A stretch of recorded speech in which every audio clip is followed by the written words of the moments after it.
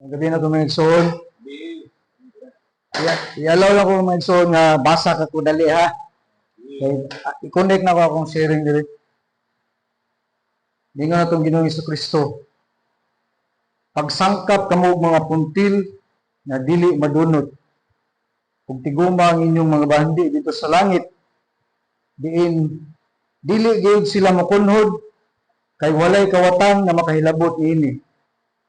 Ni may anay nga mukutkot kay hain gani ang inyong bahandi atuwa usab didto ang inyong kasing-kasing. Pag-andam kamo sa bisan unsay mudangat, baksig hugot ang inyong mga bisti diha sa hawak ug dagkuti ang inyong mga suga samag mga sulugoon nga naghulat sa pagbalik sa ilang agalon gikan sa kumbira sa kasal.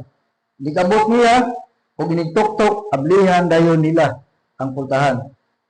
Bulahan katong mga sulugoon nga makaplagan sa ilang agalon nga nagtukaw ug nag-andam. Sultihan ko kamo nga magbakos siya, palingkulon sila sa kananan ug silbihan niya.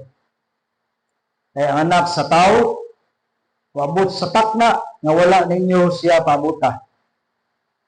Kaya ang tao nga gihatagag daghan, paninglag daghan. Apan ang gihatagag daghan pagayot, panilingan usab ug mas daghan pa. So kato ako lang itong gi-chap-chap ba kay mga punto siya bitaw nga unsa man lagi pasabot aning bahandi nga tigumon nga sa langit nga pangandam kamo. Kaya galon mo abot og kalit. So sa akong reflection, how does it feel to have God will in you?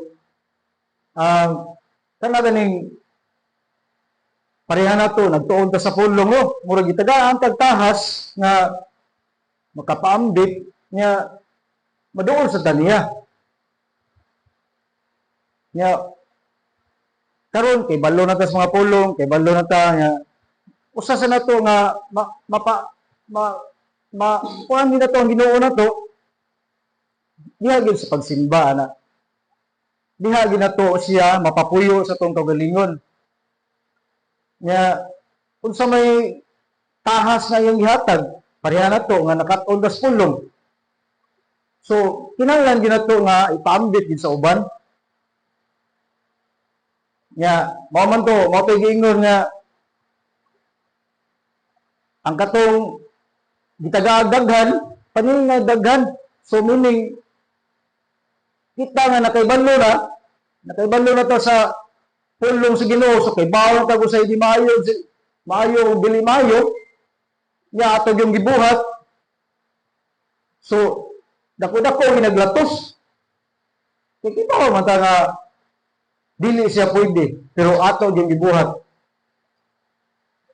Nya pasalamat ko kay sa pag-abot na ko diri sa katedral ana isuod ko sa Bible Apostolate nga murag daghan kong na-absorb gumika ni Maruel sa atong kapunungan nga Bible Apostolate sige tuod sa pulong. Pasalamat ko nga naduol ko sa Ginoo pinagi nga nahimo kong minister nya proud kay ko ana nga mo serve ko sa Ginoo nga nagkupot ko siyang iyan yung body and blood nga mahungit ko sa laing tao na serve kanindot sa kong paminaw nya muna tungod ana mga sitwasyon na kanang mga puntuhan murag magpanukol ako nga kana ganing mohimo og kuan kay mo lagi na kanang kibalo na ta ba kay kibalo na ka nya imong yung gibuhat puting dako agad nimo obligasyon dako gyud na siglatos yun.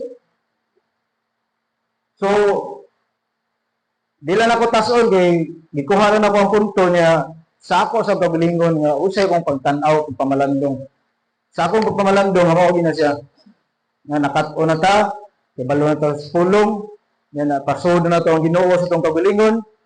Ato na sing gidawat. Tibawat ako sa isayo kung say dili.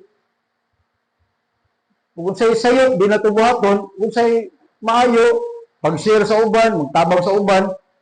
Kunya ang dili maayo, ug buhaton na to kay kibalo na lagi ta. Puting dako ang obligasyon. Dako kay naglatos. Amen. Yan salamat.